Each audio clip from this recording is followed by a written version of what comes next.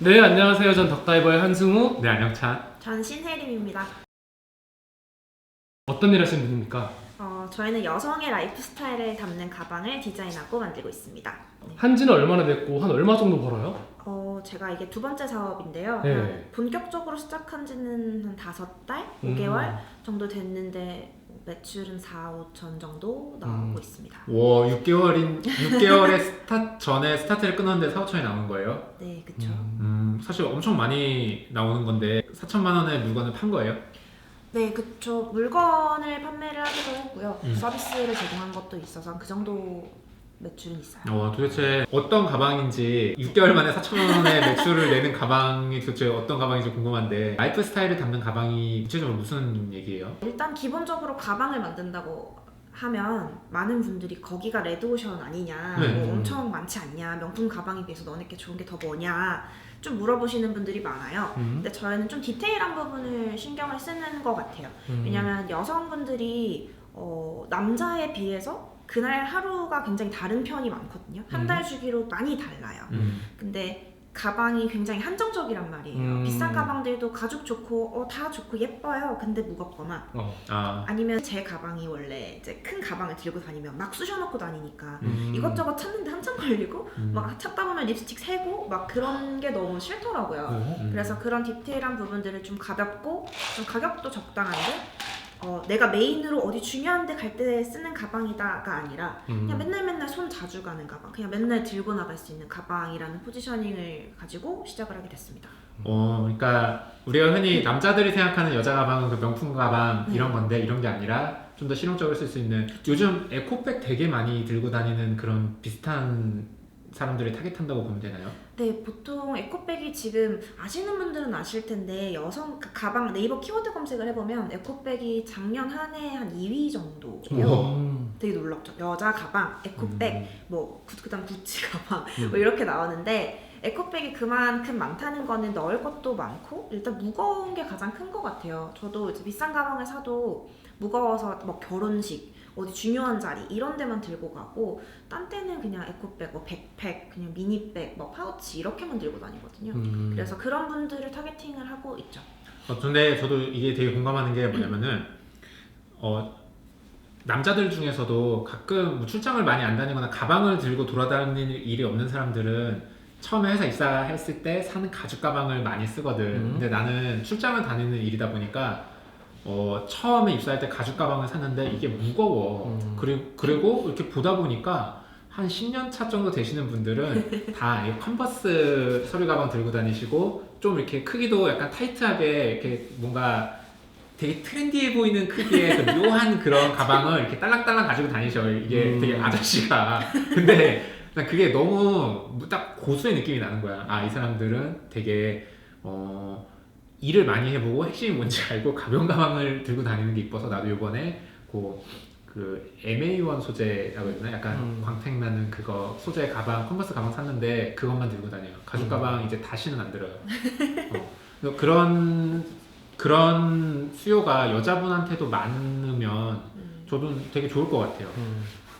저는 원래 디자인 전공을 했고 그리고 이제 사업도 5년 차거든요. 근데 그러다 보니까 굉장히 다양한 상황에 놓이는 경우가 많아요. 그래서 다양한 상황에서 그때그때 필요한 가방을 찾느라 시간을 좀 많이 썼던 것 같아요. 옷을 예쁘게 입으면 백팩을 매기 싫고 그쵸. 근데 또 백팩을 안 매자니 그러면 또 파우치 딸랑딸랑 들고 다녀야 되고 막 노트북 팔 아프고 결국엔 진짜 지하철 마지막에 집에 갈 때 이렇게 안고 가거든요. 막 기대서 힘들다 이러면서. 근데 그런 경우가 많다 보니까 좀 이런 부분들을 해결해주면 좋지 않을까라는 게 가장 큰 시작점이었던 것 같아요. 그럼 얘기를 들어보면은 에코백이 작년에 어쨌든 네이버 검색어 2위를 했었고 네. 그리고 그 에코백의 약간 업그레이드 버전 같은 에코백보다 더 실용적인 그런 가방 정도로 생각하면 될까요? 네, 그쵸. 지금은 저희가 미니백 위주로만 다루고 있어요. 근데 네. 이제 점점 사이즈가 커질 예정이고 그리고 저희의 가장 중요한 건 핵심은 수납력인 부분이거든요. 수납력이라든지 활용도를 제일 많이 고민을 하는 편이에요.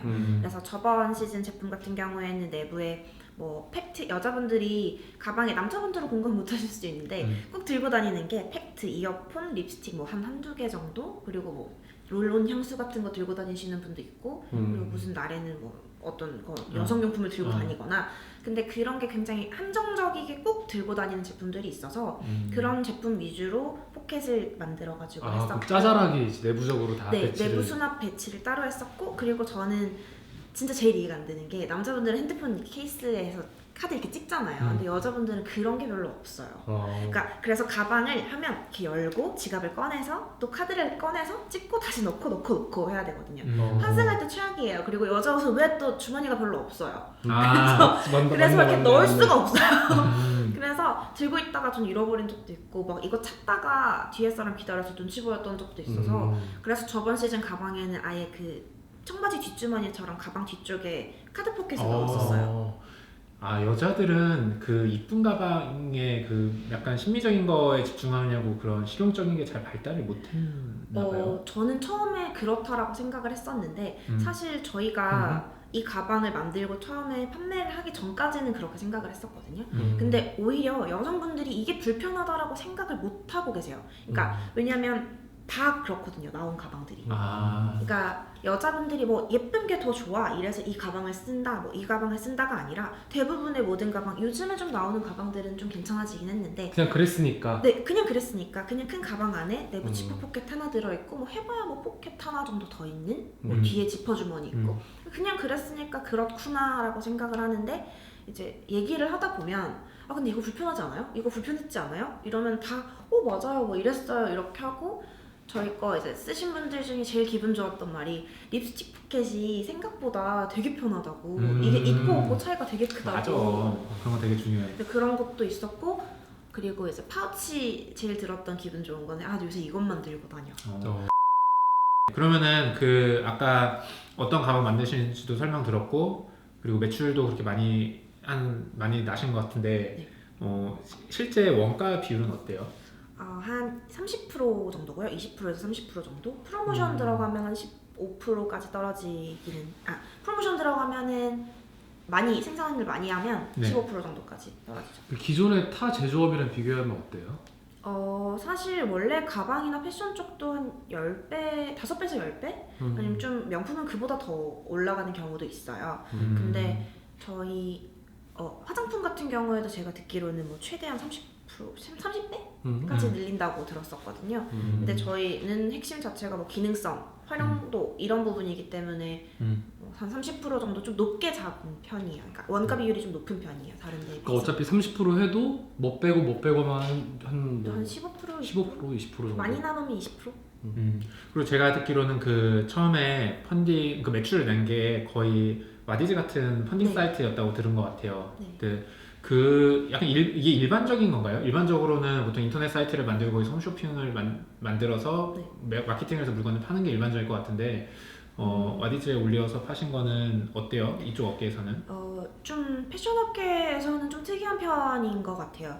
왜냐면은 보통 패션 업계는 요즘에 의류 같은 경우에는 쇼핑몰로 사입을 한두 장도 가능하거든요. 그래서 한두 장을 사서 샘플을 찍고 뭐 그렇게 해서 올리는 경우가 많아요.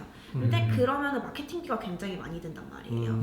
근데 저희 같은 경우에는 원가율이 좀 높은 편이기 때문에 마케팅비에 그렇게 많이 쓸 수가 없어요. 그리고 저희의 포지셔닝 자체도 워낙 기능적인 부분, 좀 더 특이한 걸 좋아하는 사람, 뭐 실용적인 걸 좋아하는 사람 이런 분들을 타겟팅을 하고 있기 때문에 초기에 팬을 확보하고 싶었던 게 있었던 것 같아요. 그래서 크라우드 펀딩으로 시작을 했고 이제 여기서 좀 검증을 하고 피드백들이 좋은 피드백도 있지만 좀 나쁜 것도 있잖아요. 그럼 그 부분을 보완을 해서 온라인몰에 올리고 이제 오프라인으로 연계해서 뭐 전시회 같은데 나가거나 팝업 스토어 하거나 샵인샵으로 들어가거나. 그 최근에 그럼 어디 뭐 백화점이나 유통망 같은 데 있나요?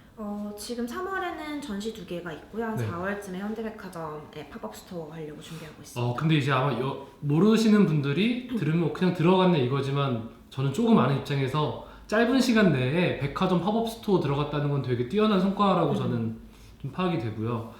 그리고 확실히 좀 느끼는 게 이제 크라우드 펀딩 통해 가지고 수요 어느 정도 확인하고 매출 확인한 다음에 재고 안 쌓아두고 부담 없이 하는 게 괜찮은 것 같은데. 맞아요. 그게 진짜 큰 게 한두 개여도 재고가 있으면은 굉장히 처리하기가 좀 힘들거든요. 어느 그쵸. 순간 재고가 쌓이면 창고가 필요해지고 창고 그쵸. 비용이 또 나가게 되고 근데 이게 안 팔리면 또 그 가격을 못 받잖아요. 그래서 처음에 이제 전략적으로 크라우드 펀딩을 시작해서 거기서 조금만 더 뽑아서 이제 샘플링을 보낼 수 있는 오프라인 매장을 찾고 그런 다음에 이제 수요가 어느 정도 오더가 들어오면 오더 베이스로 제작을 하는 거죠. 약간 아까 저희 따로 얘기할 때도 잠깐 얘기했지만 이거 되게 좋다고 생각한 게 패션업을 하는 게 아니라 스타트업을 하는 것 같다는 피드백이 있었다 그랬잖아요. 저는 그거 너무 멋있는 것 같아요. 감사합니다. 약간 리나게 그 와디즈 같은 걸 이용해서 리나게 시작하고 그리고 그거 가지고 수요를 먼저 확인한다는 것 자체가 엄청 중요한 일이니까 리나게 시작할 때는 그래서 거기서 또 피드백 받으시고 이런 거는 제가 보기에 너무 좋은 것 같아요. 네.